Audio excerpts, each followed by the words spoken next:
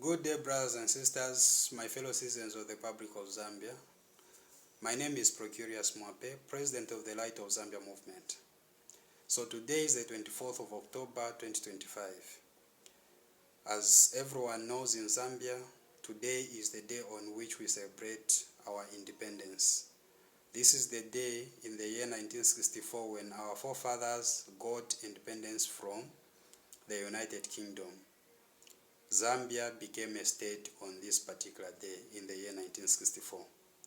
So now, this day for this year is being celebrated under the theme Building a Resilient and Prosperous Zambia. Now, before I give my take on that particular theme, I think it's important for us to reflect on the history of Zambia. Why was this independence fought for? What is it that motivated our forefathers to put up that fight so that they could be given this independence that we're enjoying today? Alright, so the history is like this. When our forefathers saw that the foreign investors who were operating under the British South Africa Company were the only ones that were benefiting the most from our natural resources, they decided to fight for self-rule. And at the end, that's how we got this independence in the year 1964. Remember, we had movements and demonstrations that came prior to this day in the year 1964. Like in the year 1962, we had the Cha-Cha-Cha movement. So those were just demonstrations to show the white minority that the blacks, the indigenous of this land, were not happy with the way they were being governed, especially when it comes to natural resource management. So now let's go to the theme, building a resilient and prosperous Zambia. If today all our mines are in the hands of foreign investors, how is it that we are building a resilient and prosperous Zambia? That's the question we must answer. To me, if you ask me, I would tell you to say this theme has been rushed. This isn't its time, no. Its time is in the future. I think that theme can only apply when Ubuntu model of governance is introduced in Zambia, when natural resources are nationalized in Zambia. That's the only time we will be able to build a resilient and prosperous Zambia. Because today, these multinational corporations that are running our mines, every time they get our copper, our cobalt, our nickel, and everything else that they are getting from our land or from our soil, they go export it elsewhere, externalize the profits or the proceeds of these minerals. They don't keep them here in our country. They'll keep them outside our country, back into their own countries. Because remember, these multinational corporations are not ours. They are coming from other countries, Europe, China, and all these other places. So how can we build a resilient and prosperous Zambia if we cannot set our hands on our natural resources? That's why I'm saying this theme has been rushed. This isn't its time. No, its time has not yet come.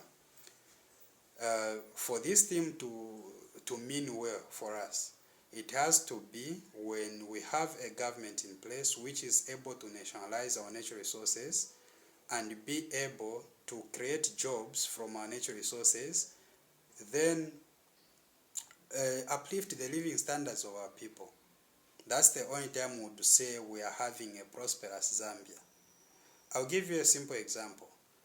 We are told that Zambia's GDP is expected to grow by 6.4%. Now, when you look at the common Zambian at the end of the day, you'll find that nothing will change. You see? The reason is exactly what I gave. The profits, the country is going to produce all that wealth, but this wealth is not in the hands of the Zambians. That is to say, in other words, the motive which made our forefathers fight for this independence has been somewhat overturned, and we are just now trying to maintain, or should I say to pretend as if everything is okay. But this is not what our forefathers fought for. That's why we are saying in the Light of Zambia movement that we have to change the system of governance, because it is the system of governance that has brought about this liberalization of the economy, especially when it comes to natural resource management. Remember in the year 1991 when Chiluba became president of Zambia, he started the privatization program, which saw to it that all the mining companies were sold out to foreign investors, from whom we got these mines away in the year 1969. So you can see, democracy, especially multi-party participatory democracy, was able to overturn the good thing that Kaunda had done of nationalizing the natural resources. So, brothers and sisters, I can confirm to you that we have been derailed from the original purpose, from the original reason why our forefathers fought for this independence. So if truly we want to go back to build a resilient Zambia, a prosperous Zambia, we have to introduce a system like the one we are promoting, the Light of Zambia movement, called Ubuntu model of governance, which will be centered on traditional leaders, where traditional leaders will play a central role in the governance issues of this nation. And that will enable the government itself to be able to nationalize these natural resources and benefit from them. Because then we'll have a good and secure, not a system that is being controlled by neo-colonialists. Do you see? That is very important. And we have to be courageous enough to be able to do that. Because if we don't do it, then we'll just be pretending that we're building a resilient and prosperous Zambia, and yet our hospitals do not have drugs, and yet our roads are full of potholes. So what is it to brag about? So brothers and sisters, the time is now. Let's work together. Join the Light of Zambia movement so that together we can build a resilient and prosperous Zambia.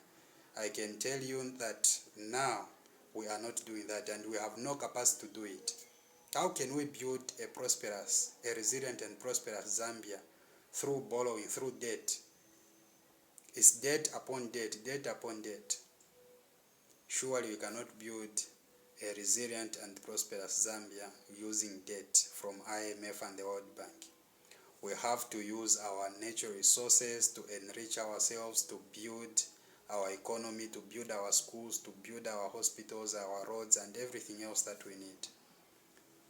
So, brothers and sisters, please let us not be fooled that everything is okay. The economy is not performing well. That is a fact. So come, join the Light of Zambia, and we deploy Ubuntu model of governance together. So those are the few words I had for this very special day for Zambia, and I'm saying, let there be light.